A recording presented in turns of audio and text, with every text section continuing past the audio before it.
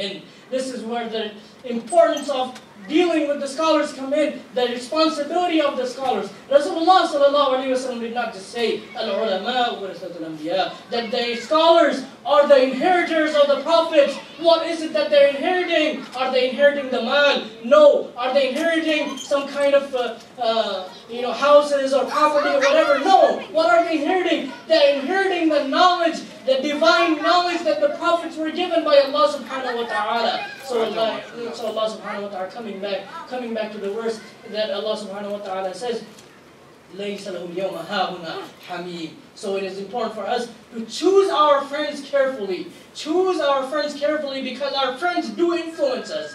Our friends do influence us. If we want to come to the masjid and someone else who doesn't want to come to the masjid, then we have to do our best to bring him to the masjid. If he wants to go hang out somewhere, we should not come under their influence and then just, the majority is going here, so I'll just go there. No, they're going there, let them go, you come to the masjid. And you be the influence on them to bring them to the path that Allah subhanahu wa ta'ala has asked us to be, to Sirat al-Mustaqim. Coming back to the words, لَيْسَ الْيَوْمَ هَاهُنَا وَلَا طَعَامٌ إِلَّا مِنْ غِسْلِينَ لَا يَأْكُلُهُ إِلَّا الْخَاطِئُونَ. On that day, brothers and sisters, the sinners, what is it that Allah subhanahu wa ta'ala has prepared for them? لَا طَعَامٌ إِلَّا مِنْ غِسْلِينَ. They will have nothing to eat but ghislin. What is ghislin? Rasulullah sallallahu alayhi wa sallam, he tells us that this is the pus that comes out of the wounds, the yellowish fluid that you see. This is what Allah subhanahu wa ta'ala has prepared for you. وَلَا طَعَامٌ إِلَّا مِنْ غِسْلِينَ لَا يَأْكُلُهُ إِلَّا الْخَاطِئُونَ. No one will be presented this but the ones who are khati'un, but the ones who are the sinners, ظالمون, مجرمون, فاسقون, kafirun, whatever you want to say, all the sinners that come in this category. So brothers and sisters, this is a brief description that Allah subhanahu wa ta'ala has given us in the Quran of what that day will be like.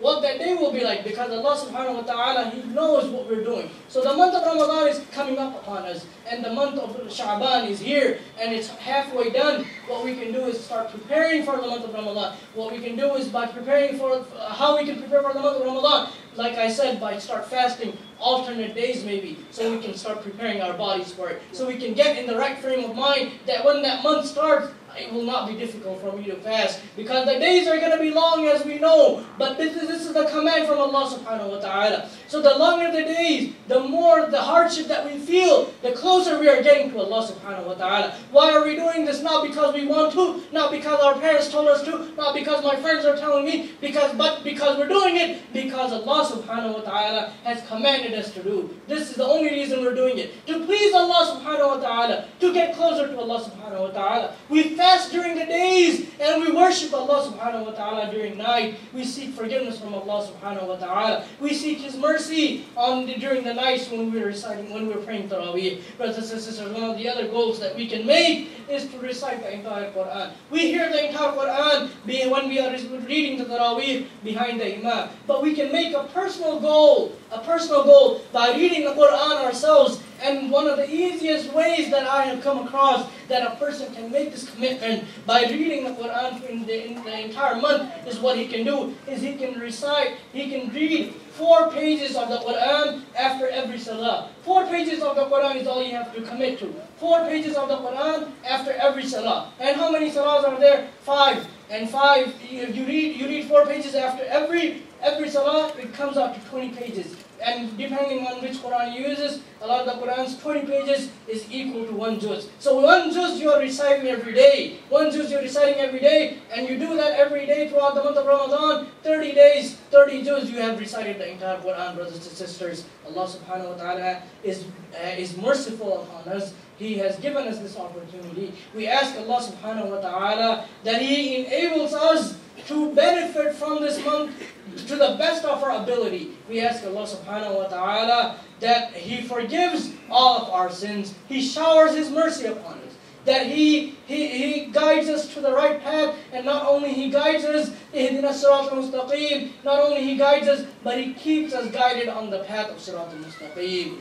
Allah subhanahu wa ta'ala, Allahumma ighfir li jami'il mu'minina wal mu'minat wal muslimina wal muslimat al ahya'i minhum wal amwat innaka ya Moulana sami'un qaribun mujib da'wat ya rabbil alamin.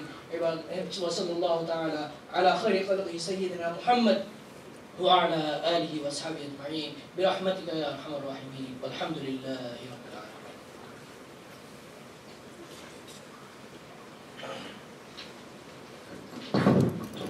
Subhanallah, Takbir, Takbir, Takbir. Inshallah, quick announcement again after Isha prayers. We have snacks. Please proceed to the banquet hall after Isha prayers and network with each other. We need you after Ramadan also and after today also. We want every one of you to come to this masjid and inshallah pray with us.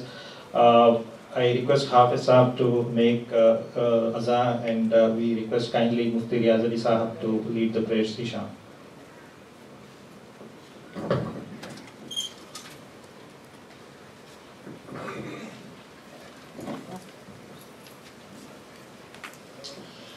Allahu Akbar, Allahu Akbar, Allahu Akbar, Allahu Akbar. Ashhadu an la ilaha illallah.